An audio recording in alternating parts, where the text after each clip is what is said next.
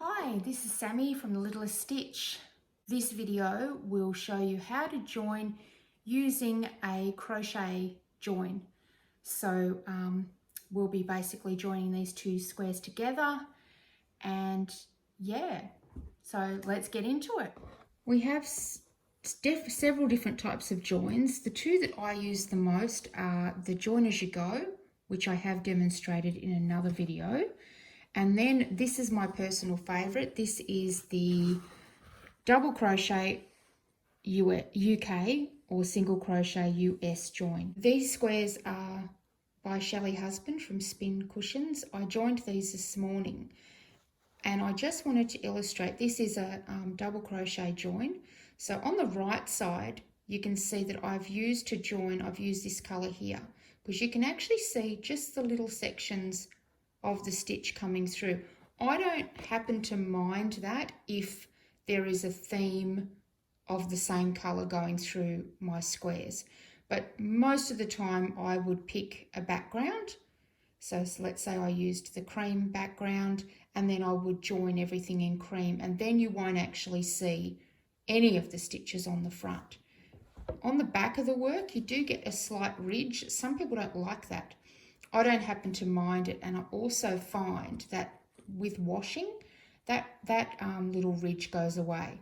Some folks also love this ridge so much that they want to join with the ridge on the top. I don't happen to like that look, but I know lots of folks do.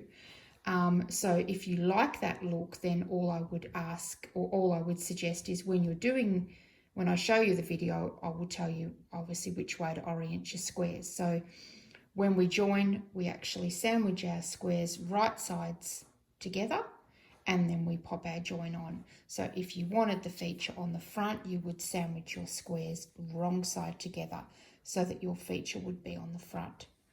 So here are my two squares that I have made.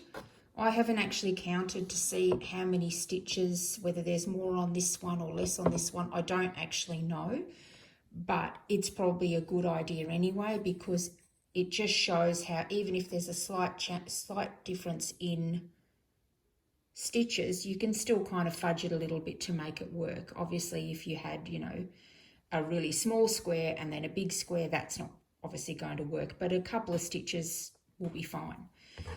So these are two squares. These are my own designs. I actually did these today, and I'm going to join them now. So because I like my work with the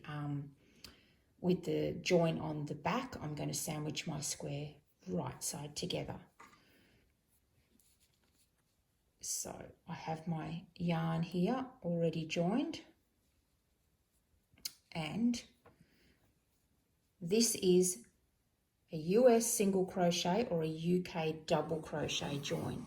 So I'm going to go into the corner of this square and into the corner of the other square, and I'm going to yarn over, pull up a loop, yarn over, pull through two. That is your US single crochet or your UK double crochet. So that's into the corner. The next stitch, I'm picking up both loops, as you can see. Now, some folks might only want to pick up one loop, the inside, the outside, whatever. I happen to just like this way. And then I'm going across and I'm going to pick up the corresponding both loops on the other side. And I'm going to pull up a loop, yarn over, pull through two. So there you can see I've already just joined two of these stitches. And then I'm going to continue along, picking up these two loops.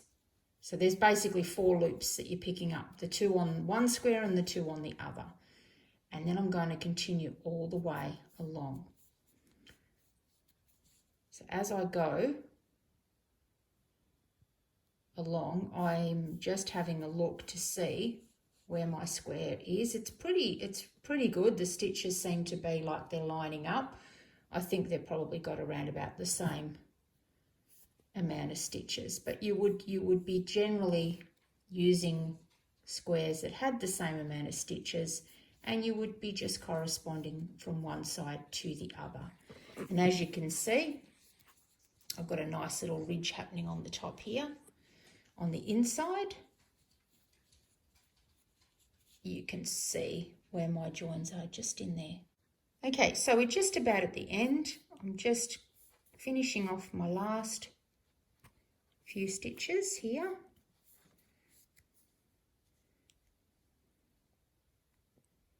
And didn't leave myself a long enough bit of yarn. Doesn't matter, we'll get there. And that's the end. And I'll just show you how that looks.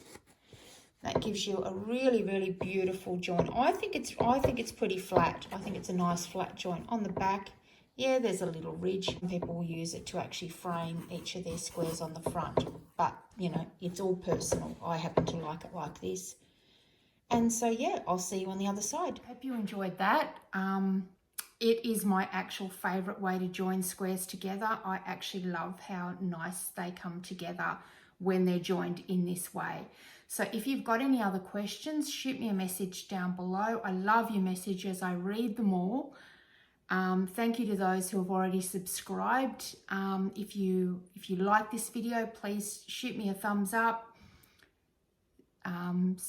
Click subscribe, and yeah, I'll see you in the next video.